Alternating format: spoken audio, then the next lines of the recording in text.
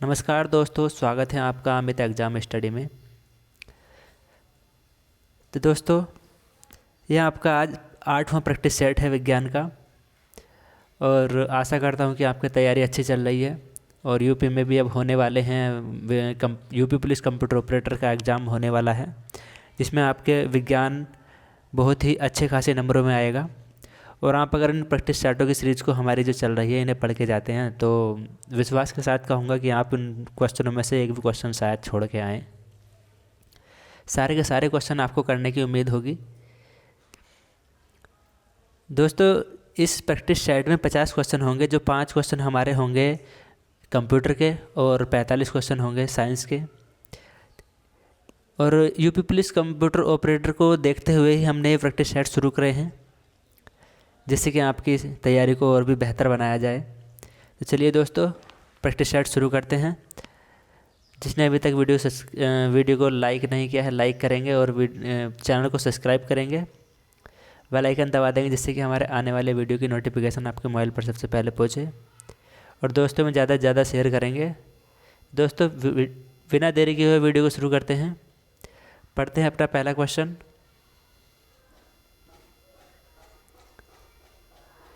और दोस्तों, ये 50 क्वेश्चन हैं। 50 के 50 क्वेश्चन व्याख्या सहित हैं।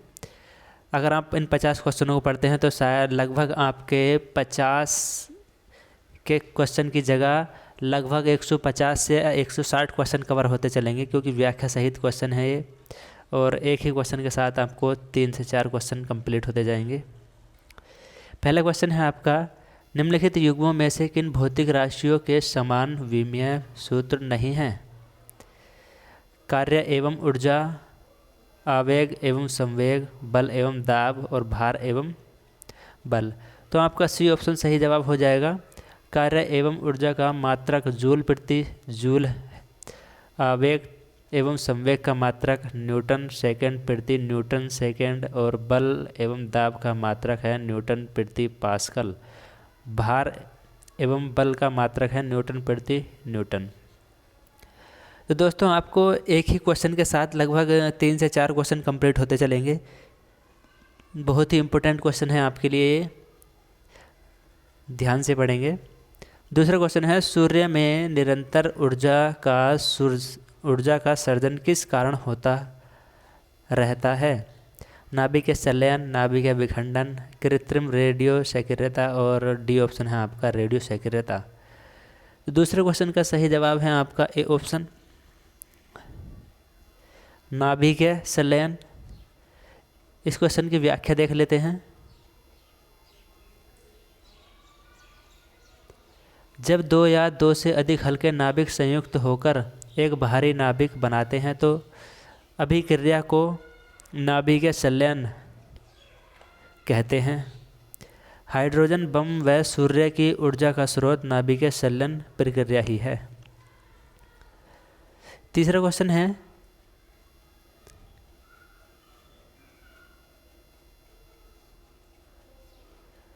सूची 1 का सूची 2 से मिलान कीजिए। तो यह है विशिष्ट ऊष्मा। विशिष्ट ऊष्मा मिल जाएगा आपका जूल प्रति किलोग्राम के, यानी कि तीसरा। पहले का तीसरा दोस्तों आपका 1 में ही है, तो आपका सही जवाब तो ए ऑप्शन हो जाएगा। दूसरा देखते हैं ज्योति फ्लस्क, तो ये बन जाएगा आपका ल्यूमेन। और तीसरा है दाब। दाब का मात्रक होता है पास्कल और चुंबकीय फ्लक्स का होता है आपका वेबर। तो ए ऑप्शन आपका सही जवाब हो जाएगा। नेक्स्ट है,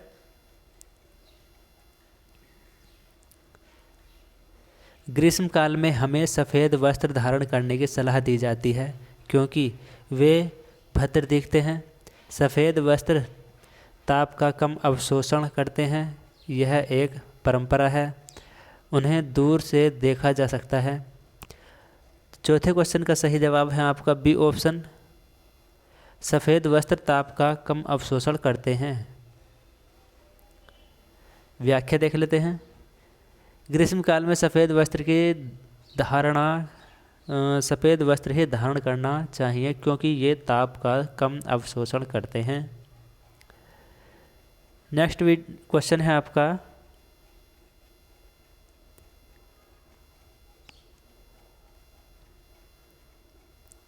5वां क्वेश्चन है, मीथेन जिस ग्रह के वायुमंडल में उपस्थित है वह है बृहस्पति, सूर्य, शुक्र, चंद्रमा। तो ए ऑप्शन आपका सही जवाब हो जाएगा बृहस्पति। सूर्य से बृहस्पति ग्रह की दूरी 77 करोड़ 80 लाख किलोमीटर है। दोस्तों आपका एक क्वेश्चन नया इससे बन जाता है कि सूर्य से बृहस्पति के बीच की दूरी 77 करोड़ 80 लाख है। यह सौर मंडल का सबसे भारी ग्रह है। दूसरा क्वेश्चन आपका यहाँ से हो जाता है कि सबसे भारी ग्रह कौन सा है? बृहस्पति।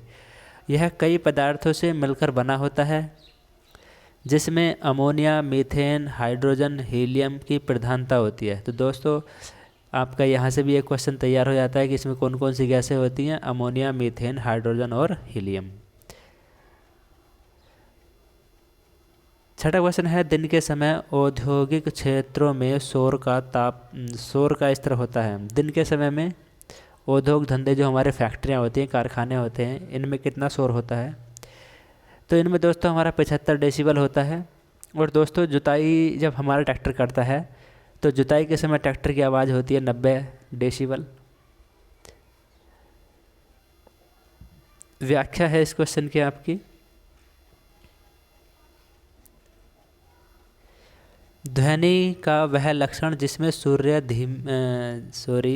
जिसमें ध्वनि धीमी, मंद अथवा तीव्र प्रबल सुनाई देती है वह ध्वनि की तीव्रता कहलाती है। इसका एसआई मात्रक माइक्रोवाट प्रति मीटर स्क्वायर तथा प्रयोगात्मक मात्रक बेल है। और विश्व स्वास्थ्य संगठन के अनुसार 45 डेसिबल ध्वनि मानव के लिए सही होती है। 120 डेसिबल सायरन की ध्वनि और 140 से 150 डेसिबल से मानव पागल भी हो सकता है। 75 डेसिबल दिन के समय औद्योगिक क्षेत्रों में शोर का स्तर होता है। 7वां क्वेश्चन है, किसी भी स्तर या गतिशील वस्तु की स्थिति और दिशा में तब तक कोई परिवर्तन नहीं होता जब तक उस पर कोई बाह्य बल सक्रिय नहीं हो। यह है न्यूटन की गति का प्रथम नियम है, न्यूटन की गति का द्वितीय नियम है और न्यूटन की गति का तृतीय नियम है, या गैलीलियो की गति का नियम है। 7वें क्वेश्चन का आपका ए ऑप्शन सही जवाब हो जाएगा कि न्यूटन के गति का प्रथम नियम।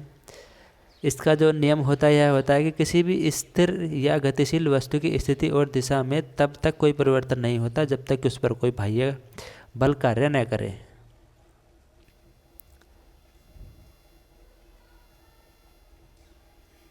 व्याख्या है कि कोई वस्तु विराम अवस्था में है तो वह विराम की अवस्था में ही रहेगी, और यदि वह एक समान गति से किसी सीधी रेखा में चल रही हो तो वैसे ही चलती रहेगी जब तक कि उस पर कोई बाह्य बल लगाकर उसकी अवस्था में परिवर्तन न किया जाए।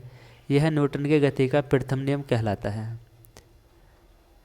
8वां क्वेश्चन है, दूरदृष्टि निवारण के लिए काम में लेते हैं। दूरदृष्टि जो दोष होता है इसके निवारण में हम कौन सा लेंस काम लेते हैं? अवतल दर्पण, उत्तल दर्पण, अवतल लेंस या उत्तल लेंस।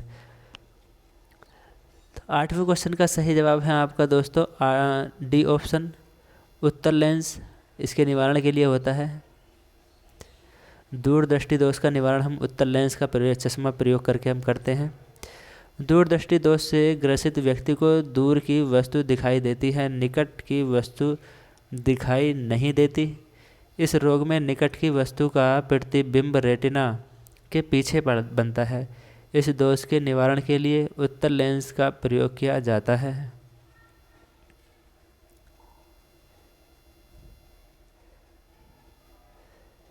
नवा क्वेश्चन है कि चालक के ताप बढ़ने की घटना को कहते हैं विद्युत ऊष्मा का ऊष्मीय प्रभाव, सीबेक प्रभाव, थॉमसन प्रभाव, इनमें से कोई नहीं। 9 क्वेश्चन का सही जवाब है आपका ए ऑप्शन, विद्युत ऊष्मा का ऊष्मीय प्रभाव।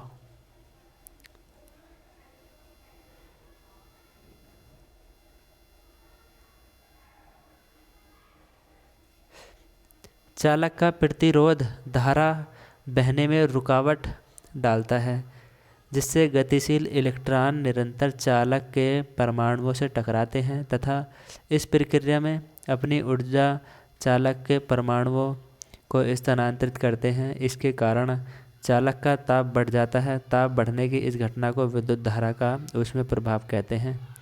और यह आपका सूत्र है, H बराबर होता है I² RT जूल।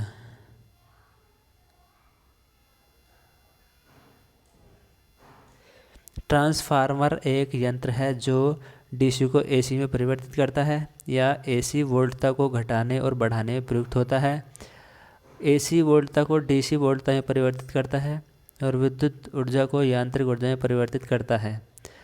तो 10वें क्वेश्चन का सही जवाब है आपका बी ऑप्शन, एसी वोल्टता को घटाने एवं बढ़ाने में प्रयुक्त करता है ट्रांसफार्मर, जो हमारे गांव से बाहर या गांव में लगे होते हैं लाइट के लिए।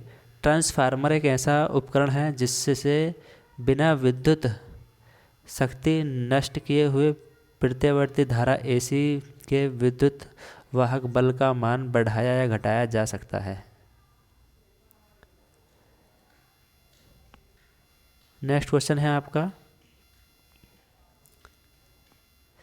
11वां क्वेश्चन है, सूची 1 का सूची 2 से मिलान कीजिए। इधर है आपका ऊर्जा। तो दोस्तों ऊर्जा का जो मात्रक होता है वह होता है हमारा न्यूटन।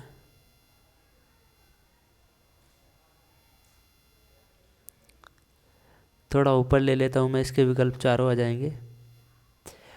ऊर्जा का मात्रक होता है न्यूटन, विद्युत आवेश का मात्रक होता है कूलाम, और विद्युत धारिता का मात्रक होता है वोल्ट, और विद्युत विभव का मात्रक होता है फैराड।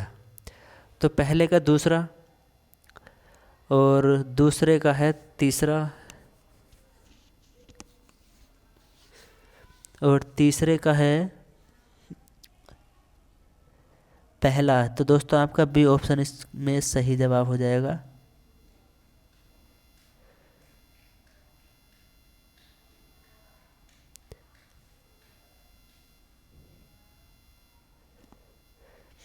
शुष्क सेल है प्राथमिक सेल, द्वितीयक सेल, तृतीयक सेल, चतुर्थ सेल। तो दोस्तों शुष्क सेल जो होता है हमारा प्राथमिक सेल होता है। शुष्क सेल में प्रयुक्त विद्युत अपघट्य विलयन के रूप में न रहकर शुष्क अवस्था में रहते हैं। यह एक प्राथमिक सेल है। इन सेलों में रासायनिक ऊर्जा को सीधे विद्युत ऊर्जा में परिवर्तित किया जाता है। यह एक बार प्रयोग के बाद बेकार हो जाते हैं। इनको हम रिचार्ज नहीं कर सकते हैं, एक बार यूज करेंगे तो उसके बाद ये बेकार हो जाते हैं।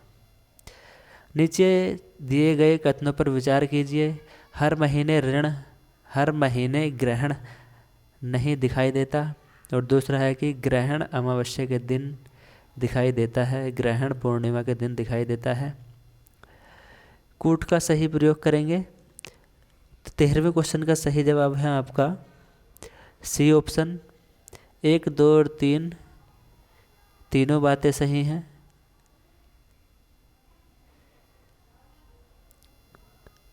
नेक्स्ट क्वेश्चन है आपका,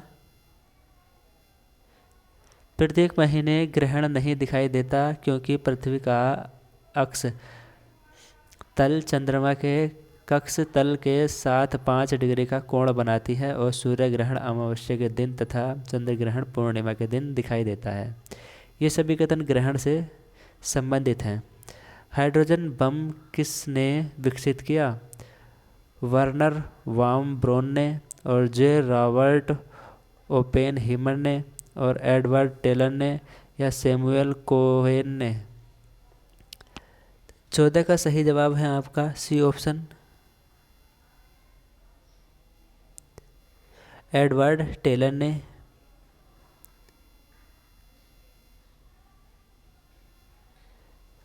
हाइड्रोजन बम की खोज एडवर्ड टेलर ने वर्ष 1952 में की।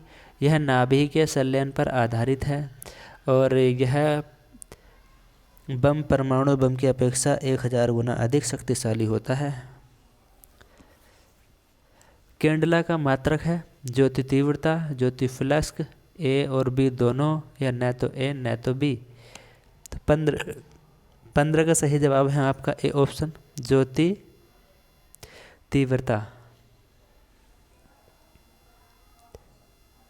और 16वां क्वेश्चन है आपका, तेजाब वर्षा यानी कि अम्ल वर्षा पर्यावरण में निम्न प्रदूषण से होती है: कार्बन मोनोऑक्साइड एवं कार्बन डाइऑक्साइड, नाइट्रोजन ऑक्साइड एवं सल्फर डाइऑक्साइड, कार्बन डाइऑक्साइड एवं नाइट्रोजन, ओजोन एवं कार्बन डाइऑक्साइड। तो 16 का बी ऑप्शन आपका सही जवाब हो जाएगा। नाइट्रोजन ऑक्साइड एवं सल्फर डाइऑक्साइड से हमारी अम्ल वर्षा हो जाती है।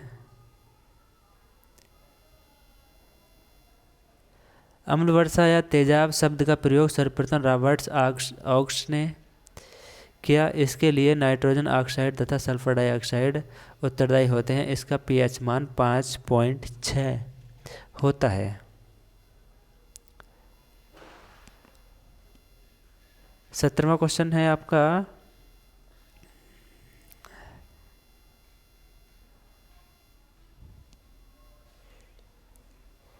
कार्बन अन्य तत्वों की अपेक्षा अधिक यौगिक बनाता है और आर इसका कारण दे रखा है कि कार्बन विभिन्न अपरूपों में विद्यमान रह सकता है। कूट है आपका बी ऑप्शन इसमें सही जवाब हो जाएगा आपका। ए तथा आर दोनों सही हैं, लेकिन आर ए की सही व्याख्या नहीं है, क्योंकि कार्बन वर्ग के तत्वों में लेड को छोड़कर सभी अपरूपता का गुण प्रदर्शित करते हैं। कार्बन के कुल यौगिकों की संख्या 5 लाख से भी अधिक है, जबकि अन्य तत्वों के यौगिकों की कुल संख्या 50,000 के आसपास है। और 18वां क्वेश्चन है, बोन एस में क्या होता है? कैल्शियम फास्फेट, कैल्शियम हाइपोफास्फेट और फास्फोरिक अम्ल, कैल्शियम सल्फेट। 18 का सही जवाब है आपका ए ऑप्शन, कैल्शियम फास्फेट, जो हमारा हड्डियों में पाया जाता है। हड्डी को जलाने व जो राख बोन एस प्राप्त होता है उसमें कैल्शियम फास्फेट होता है। इसका उपयोग उर्वरक तथा पॉलिशिंग में किया जाता है। सीमेंट में सबसे अधिक होता है लोहा ऑक्साइड, चूना, जिप्सम, सिलिका। 19 का सही जवाब है आपका बी ऑप्शन, सीमेंट में चूना सबसे अधिक होता है।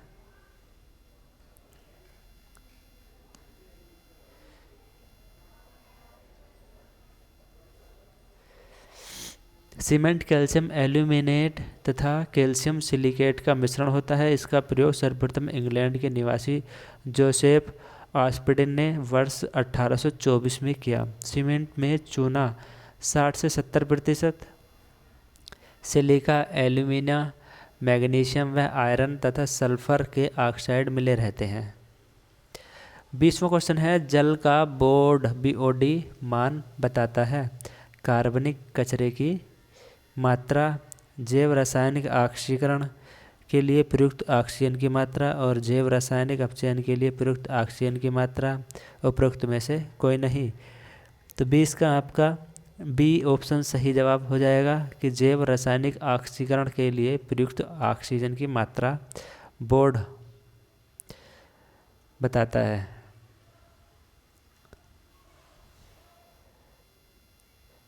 21वां क्वेश्चन है आपका, प्रशीतक फ्रेयान है डाइक्लोरो डाइफ्लोरोमीथेन, कैल्शियम टेट्राफ्लुओराइड और हाइड्रोफ्लुओसिलिक एसिड। उपरोक्त में से कोई नहीं। 21 का सही जवाब है आपका ए ऑप्शन, डाइक्लोरो डाइफ्लोरोमीथेन।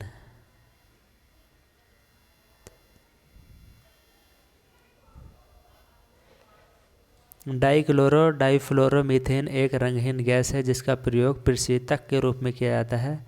सामान्य इसकी बिक्री फ्रेआन 12 ब्रांड नाम से की जाती है।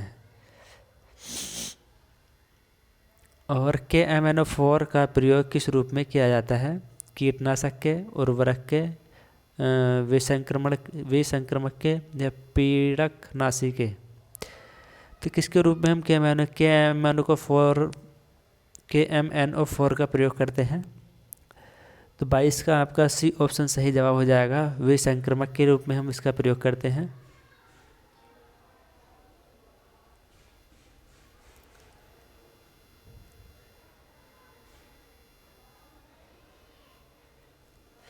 KMnO4 पोटेशियम परमैंगनेट बोलते हैं हम जिसको, एक अकार्बनिक रासायनिक यौगिक है। यह एक मजबूत ऑक्सीकारक है। यह एक एंटीसेप्टिक का कार्य करता है, इसलिए इसका विसंक्रामक के रूप में प्रयोग किया जाता है।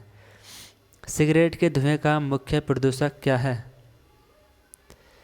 डाइऑक्सिन और बेंजीन और कार्बन मोनोऑक्साइड और बेंजीन, कार्बन मोनोऑक्साइड और निकोटिन और कार्बन मोनोऑक्साइड एवं डाइऑक्सिन। 23 का सही जवाब है आपका सी ऑप्शन, कार्बन मोनोऑक्साइड और निकोटिन सिगरेट में पाया जाता है।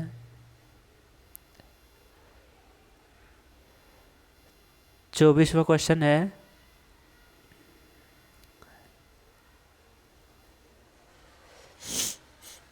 बायल का नियम। PV बराबर नियतांक होता है और चार्ल्स का नियम होता है आपका V/T नियतांक, और दाब का नियम होता है PT नियतांक, और गैस स्थिरांक होता है हमारा PV बराबर RT नियतांक। आपका बी ऑप्शन सही जवाब है। और इससे आगे है 25वां क्वेश्चन,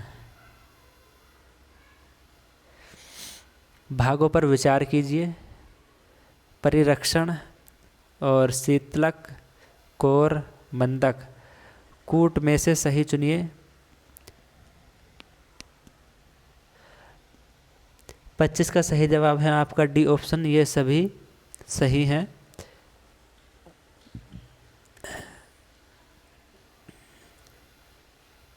26वां क्वेश्चन है आपका, व्याख्या पढ़ लेते हैं 25वें क्वेश्चन की। वह संयंत्र जिसमें नाभिकीय ऊर्जा को ऊष्मा ऊर्जा में परिवर्तित कर विद्युत ऊर्जा प्राप्त की जाती है, नाभिकीय रिएक्टर कहलाता है। परमाणु रिएक्टर के मुख्य भाग को प्रशीतक, मंदक और परिरक्षण है। 26वां क्वेश्चन है, पेयजल में ब्लीचिंग पाउडर का प्रयोग किसके रूप में किया जाता है? रोगाणुनाशी, प्रतिरोधी और प्रतिजैविक स्कंदन। तो 26 का आपका सही जवाब हो जाएगा ए ऑप्शन, रोगाणुनाशी के रूप में हम ब्लीचिंग पाउडर का प्रयोग करते हैं।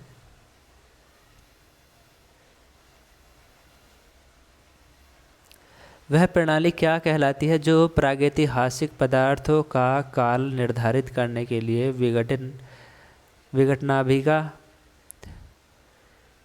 का प्रयोग करती है? तो यूरेनियम काल निर्धारण और ड्यूटेरियम काल निर्धारण, कार्बन काल निर्धारण और रेडियम काल निर्धारण। तो 27 का सही जवाब है आपका सी ऑप्शन, कार्बन काल निर्धारण।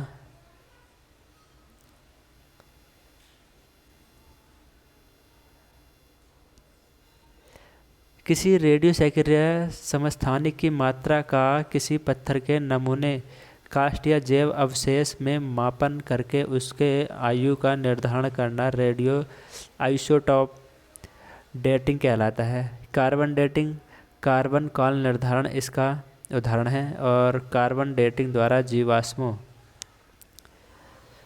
मृत पौधों, पेड़ पौधों आदि की वायु का आकलन किया जाता है। 28वां क्वेश्चन है, फलों को कृत्रिम रूप से पकाने के लिए प्रयुक्त गैस है? Methane, ethylene, butane, ethane. तो 28 का सही जवाब है आपका सी ऑप्शन,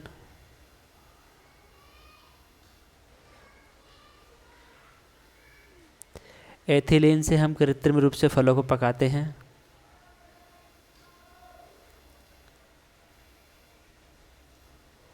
फलों को कृत्रिम रूप से पकाने के लिए एथिलीन गैस का प्रयोग किया जाता है। एथिलीन गैस एक गैसीय पादप हार्मोन्स है। पसीने में होता है जल और दुग्धाम्ल, विनोगार, साइट्रिक अम्ल, नमक। तो 29 का डी ऑप्शन सही जवाब हो जाएगा, पसीने में होता है नमक। पसीना मुख्य रूप से जल होता है, इसमें खनिज लैक्टेट यूरिया भी पाया जाता है। इसमें सोडियम क्लोराइड नमक की एक छोटी मात्रा भी शामिल होती है। नेक्स्ट क्वेश्चन है आपका 30वां क्वेश्चन।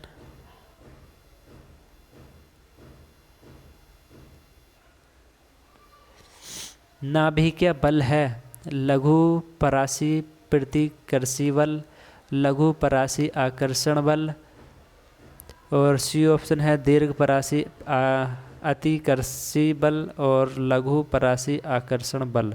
तो डी ऑप्शन आपका सही जवाब हो जाएगा कि नाभिकीय बल एवं लघु परासी आकर्षण बल है, जो कि नाभिक के विभिन्न अवयवों को बांधने में मदद करता है, अर्थात यह प्रोटॉन व प्रोटॉन के मध्य विद्युत अपवर्तीकर्षण बल के विपरीत कार्य करता है। 31वां क्वेश्चन है पक्षियों के पंख क्या होते हैं? रूपांतरित अंग अग्र अंग और रूपांतरित पश्च अंग, नई संरचना, अध्यावरणी अपवृद्धि। 31 का सही जवाब है आपका ए ऑप्शन, ये होते हैं हमारे रूपांतरित अग्र अंग पाए होते हैं पक्षियों के पंख। और आपका इसमें 32वां, पक्षियों की पंख अग्रपाद या अंग के रूपांतरण हैं। पक्षी नियततापी जंतु होते हैं, इनका शरीर 3 भागों जैसे सिर, गर्दन एवं धड़ में विभाजित होता है। शरीर परों पंखों से ढका रहता है और जीवन का ब्लूप्रिंट है आरएनए, डीएनए, केंद्रक या कोशिका। तो जीवन का ब्लूप्रिंट बताना है आपको, तो दोस्तों वह होता है हमारा डीएनए। 33वां क्वेश्चन है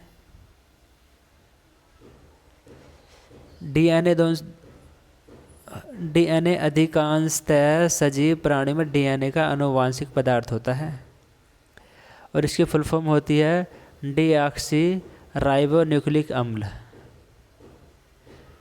निम्नलिखित में किस खाद्य पदार्थ में एक ही मात्रा में अधिकतम कैलोरी मान विद्यमान है? मक्खन, सेव, पनीर, चीनी।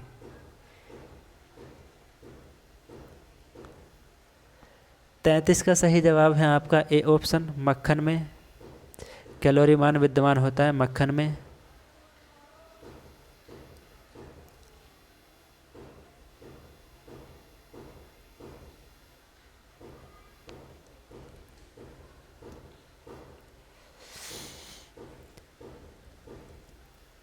नेक्स्ट क्वेश्चन है आपका 34वां क्वेश्चन।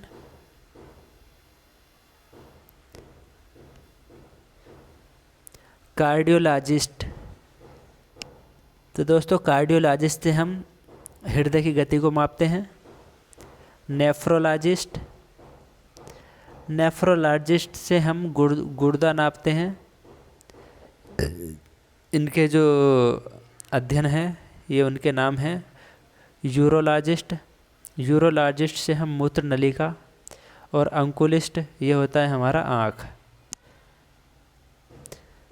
तो इसमें आपका बी ऑप्शन सही जवाब हो जाएगा।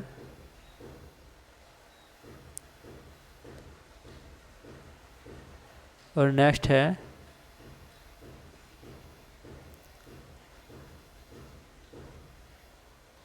चेचक होने का कारण है रूबियोला वायरस, मिक्सो वायरस, और सी ऑप्शन है वेरियोला वायरस, और डी ऑप्शन है वेरिसेला वायरस। तो 35 का सही जवाब है आपका सी ऑप्शन, वेरियोला वायरस।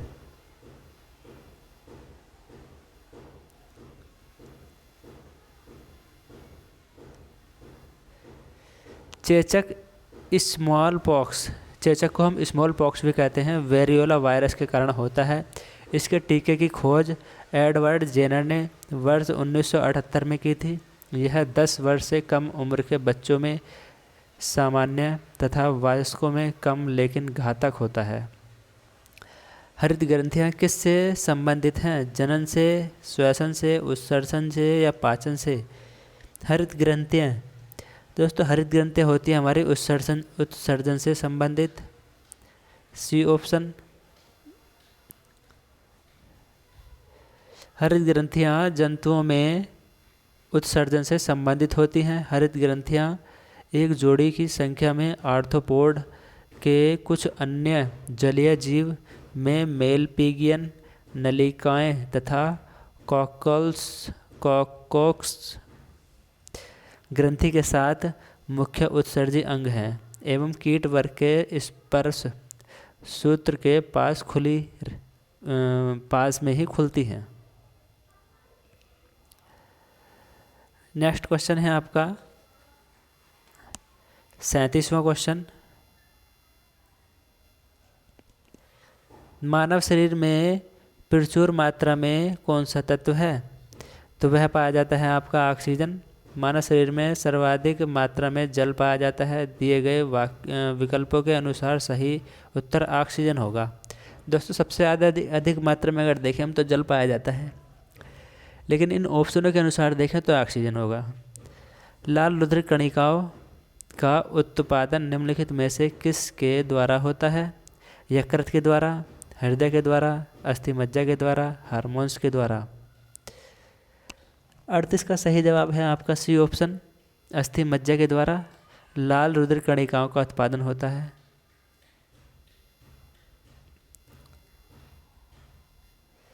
लाल रुधिर कणिकाओं का उत्पादन अस्थि मज्जा में यानी कि बोन मैरो में होता है। गर्भ अवस्था में शिशुओं में आरबीसी का निर्माण यकृत एवं प्लीहा में होता है। आरबीसीएस के निर्माण में प्रोटीन, विटामिन आदि सहायक होते हैं। छाल वल्क पर उगने वाली कवकों को क्या कहते हैं? काष्ठरागी, वल्कवासी, शिलावासी और समलरागी। 39 का सही जवाब है आपका ए ऑप्शन, काष्ठरागी।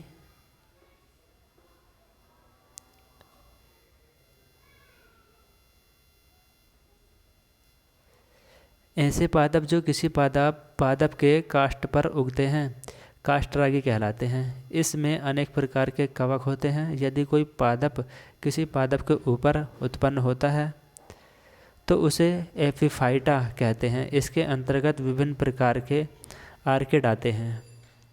मूल जड़ का जल अवशोषण में संबद्ध भाग है दीर्घारण का क्षेत्र, और बी ऑप्शन है मूल रोमों का क्षेत्र, सी ऑप्शन है मूल गोप का क्षेत्र और कोशिका विभाजन का क्षेत्र। तो 40 का आपका बी ऑप्शन सही जवाब हो जाएगा, मूल रोम का क्षेत्र।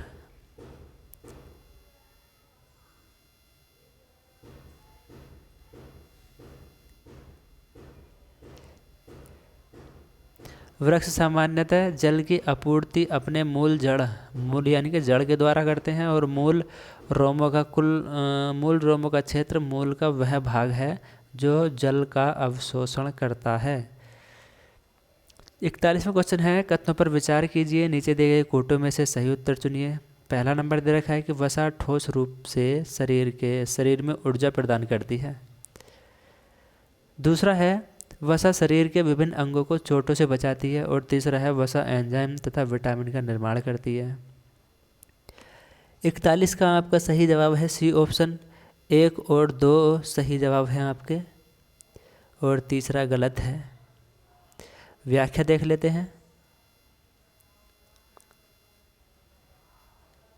वसा शरीर को ऊर्जा प्रदान करने वाले प्रमुख खाद्य पदार्थ होता है। कार्बोहाइड्रेट की तरह वसा भी कार्बन, हाइड्रोजन और ऑक्सीजन के यौगिक हैं। यह विभिन्न अंगों को चोटों से बचाता है। यह प्रोटीन के स्थान पर शरीर को ऊर्जा प्रदान करता है, और प्रोटीन एंजाइम एवं विटामिन का निर्माण करती हैं। पेनिसिलिन किससे निकाला जाता है? खमीर से, शैवाल से, खम्भ से, फफूंदी से। 42 का सही जवाब है आपका डी ऑप्शन, फफूंद से निकाला जाता है पेनिसिलिन। सर अलेक्जेंडर फ्लेमिंग नामक वैज्ञानिक ने 1929 ईस्वी में पेनिसिलिन की खोज की। यह एक प्रतिजैविक एंटीबायोटिक दवा है। इसका प्रयोग कवक एवं जीवाणु द्वारा उत्पन्न रोग के निदान में किया जाता है। यह नोटेट्रम नामक फफूंद से प्राप्त की जाती है। 43वां क्वेश्चन है आपका,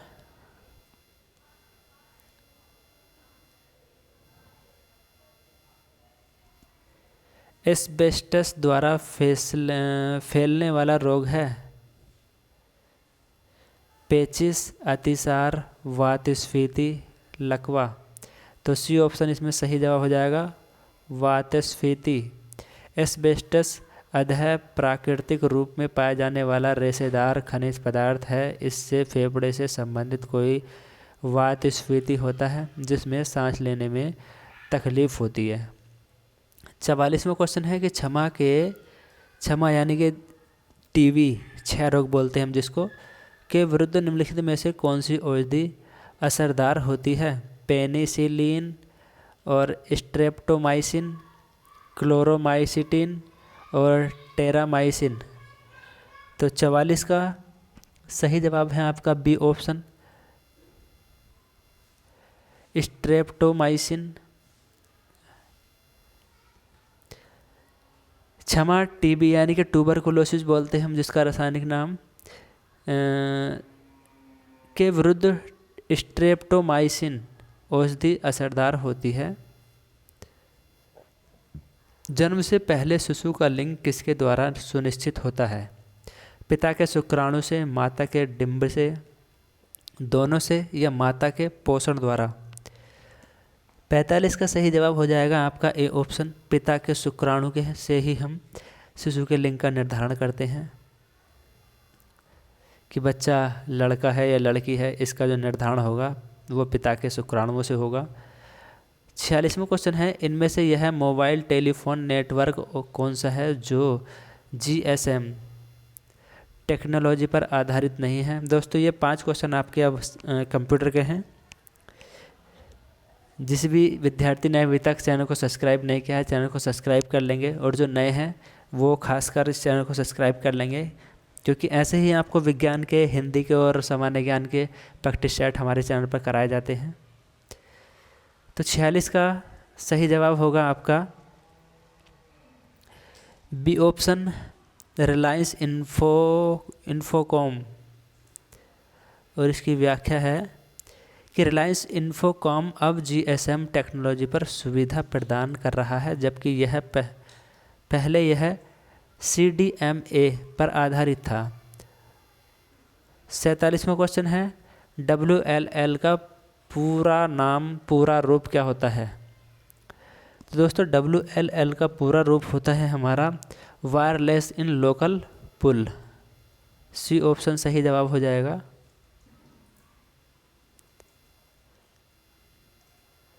और यह है आपका 48वां क्वेश्चन, नैनो टेक्नोलॉजी उन पदार्थों से संबंधित है जिनकी विमाएँ होती हैं। तो उनकी विमाएँ होती हैं नैनो टेक्नोलॉजी वालों की 10⁻⁻⁹ मीटर। नैनो टेक्नोलॉजी यानी कि नैनो शब्द ग्रीक भाषा के नैनोज से बना है, जिसका अर्थ होता है बोना। 49वां क्वेश्चन है, मेमोरी का कौन सा माप सबसे बड़ा है? गीगाबाइट यानी कि MB, मेगाबाइट यानी कि MB और गीगाबाइट GB, टेराबाइट TB और किलोबाइट KB। तो मेमोरी का सबसे बड़ा माप बताना है, तो सी ऑप्शन आपका सही जवाब हो जाएगा, TB यानी कि टेराबाइट सबसे बड़ा होता है। और 50वां क्वेश्चन है आपका, टेलनेट का तात्पर्य है? तो टेलनेट का तात्पर्य जब दोस्तों आपका पहला ऑप्शन ही सही जवाब हो जाएगा, टेलीफोन नेटवर्क। और इसकी व्याख्या है कि टेलनेट का तात्पर्य टेलीफोन नेटवर्क से है। यह एक नेटवर्क प्रोटोकॉल है जिसका प्रयोग इंटरनेट एवं लोकल एरिया नेटवर्क पर वर्चुअल टर्मिनल कनेक्शन द्वारा बाइडायरेक्शनल टेक्स्ट ओरिएंटेड कम्युनिकेशन प्रदान करने के लिए किया जाता है। तो दोस्तों ये आपका प्रैक्टिस सेट अब समाप्त होता है।